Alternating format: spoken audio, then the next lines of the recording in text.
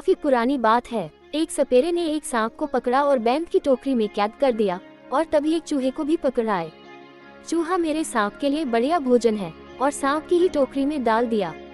टोकरी के अंदर सांप जैसे ही चूहे को लपकने लगा, चूहा बोल उठा, अरे सांप भाई मुझे मत मारो, अगर तुम मुझे नहीं मारोगे तो मैं तुम्हें इस कैद से आजाद करा सकता हूँ। सांप हैरान था कि ये नन्हा सा चूहा उसे कैसे आजाद करा सकता है। जब मैं इस कैद से निकलने में कामयाब नहीं हो सका तो तुम मेरी क्या मदद कर सकते हो? देखो मुझे बहुत जोर से भूख लगी है, फिर तो क्या फायदा, मुझे खाकर यूं भी तुम्हारा पेट भरने वाला नहीं। अगर तुम मुझे बख्श दो तो मैं तुम्हें आज़ादी दिला सकता हूँ। फिर जितना दिल चाहे जहाँ दिल चाहे तुम भर पेट खाना खा सकते हो।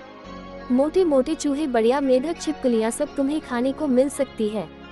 आगे तुम्हारी मर्जी। बात तो इसकी ठीक है, इसे भी तो बाद में मैं खा ही सकता हूँ, ठीक है? तो बताओ तुम मेरी कैसे मदद करोगे? अगर तुम्हारी बात ठीक निकली तो मैं तुम्हें नहीं खाऊंगा, शायद मैं तुम्हारे पर बैठकर एक मंत्र का उच्चारण करूंगा। बस तुम्हें अपनी आंखें बंद करनी होंगी, बस इतना ही।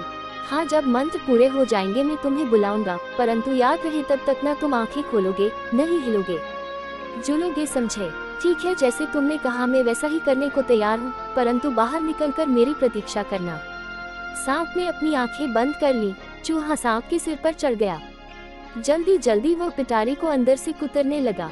वहाँ पर एक बड़ा सा छेद हो गया। चूहे ने झट से वहाँ से छलांग लगाई और रफू चक्कर हो गया। और थोड़ी देर बाद सांप ने अपनी आंखें खोली और वह भी छिद्र में से नीचे सरक लिया। आजादी का भी अपना मजा है, तो पर अभी तो भूख बहुत सता रही है। अरे वो मूर्ख कहाँ गया?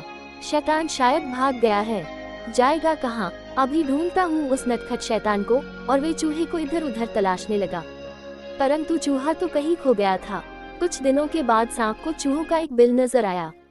वे समझ गया कि जरूर चूहा इसी बिल में होगा और जल्दी ही चूहे की मुंडी उसे वहाँ नजर आई। ये धोखेबाज यहाँ है, अब ये मुझसे बचकर कहाँ जाएगा?